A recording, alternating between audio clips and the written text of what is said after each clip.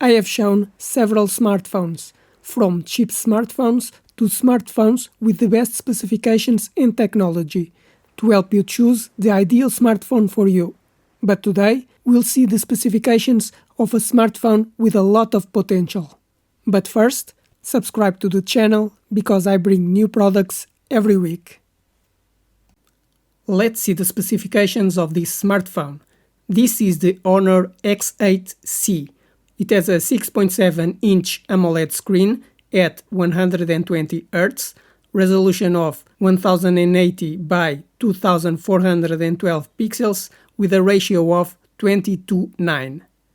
It has a Qualcomm Snapdragon 685 processor with 8 cores at 2.8 GHz, with an Adreno 610 graphics processor, and it can have a storage capacity up to 512 GB and 8 GB of memory. The main camera is 108 megapixels that records video in 1080p, slow motion up to 60 frames per second, and has HDR technology. The front camera is 50 megapixels and records video in 1080p. It has the connectivity 4G, Wi-Fi 5, Bluetooth 5 and GPS, but it doesn't have NFC. It has a USB 2.0 Type-C connection for charging the battery and transferring files to the computer. To unlock, it has a fingerprint reader on the power button and facial recognition. It has a 5000 mAh battery with 35-watt charging that charges the battery to 100% in 80 minutes, but it doesn't have wireless charging. The screen doesn't have a specific built-in screen protection against scratches and drops. It is made of plastic, IP64 certified, for water and dust resistant, and weighs 174 grams. You can put 2 nano SIM cards for communication, but it's not compatible with a microSD card. This is a smartphone with basic technology and minimum specifications, so it is cheap but enough for the normal user. Despite having a 180 megapixel camera, it only records video in 1080p, it only has 8 GB of memory, Wi-Fi 5, USB 2.0 and does not have NFC or 5G. It is not a smartphone I recommend, but it's enough for the basic user. Smartphones have become the most important device in our lives, due to their versatility, convenience and communication capabilities. But with so many different smartphone models, it can be difficult to choose which smartphone you should buy, because you have to consider several features: the screen size, amount of memory, processor speed, camera resolution, connectivity, or the sensors it has. But I will explain all these features to you, so you know how to choose a new smartphone.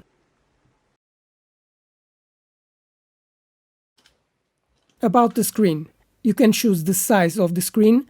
Either it has a cutout for the front camera, the resolution, the refresh rate, and the type of screen, because it may have more vibrant colors. I recommend an OLED screen with 6.7 inches with 120 Hz. About the processor. The processor is very important, because the faster it is, the faster the smartphone will work and the smoother your interaction will be. A processor can have multiple cores, speeds, and an integrated graphics processor, which is very important for gaming. I recommend that it have a MediaTek or Snapdragon processor with at least 6 cores at 2.4 GHz. The RAM memory is the memory that all applications will be running when you use your smartphone. So, if you normally have many apps open, you have to have a lot of memory, and you can choose from 4 GB to 24 GB. I recommend that you choose with at least 8 GB, but if you play games on your smartphone, you may need more.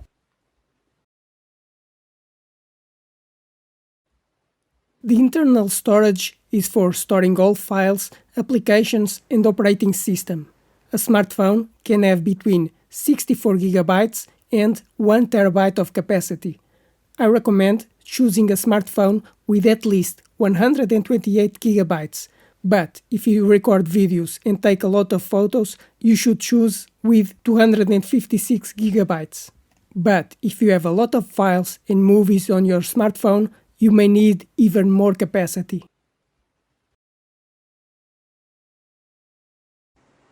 The smartphone normally has two types of cameras, the rear camera and the front camera. The rear camera is the main one, with higher quality and can have 4 different cameras. A camera can have a very large sensor for better imaging, better sensitivity at night, take photos up to 50 megapixels and record in 8K.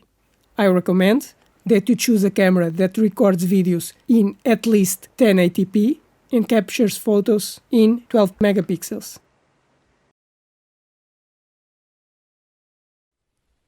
The front camera will normally be for you to make video calls, but it can take a lot or little space on the screen. It can have 32 megapixels and record 4K video, but for video calls, a 720p camera is enough. About the smartphone security, so that only you can unlock the smartphone, you can use a password, a fingerprint reader that detects your finger, or facial recognition that detects your face. I recommend that it has at least a fingerprint reader, but it's up to you if you prefer other protection systems.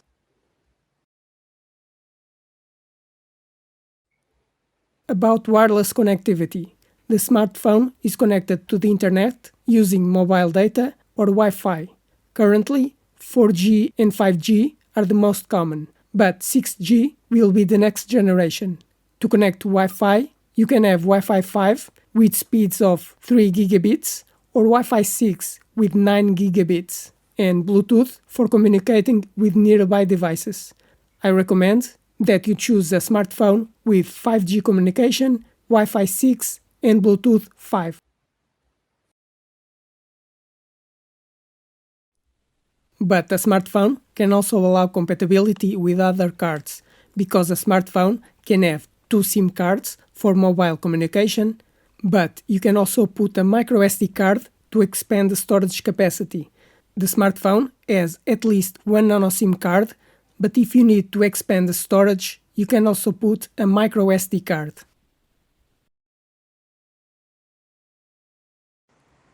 On smartphones with Android systems, you should choose the last version available, because the latest version will allow you to make updates for a longer time, such as security updates, installing new features, compatibility with applications, or updating to a new version.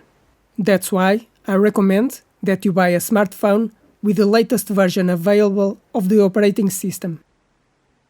And these are the main specifications and technology that you should take in consideration to choose the ideal smartphone for you.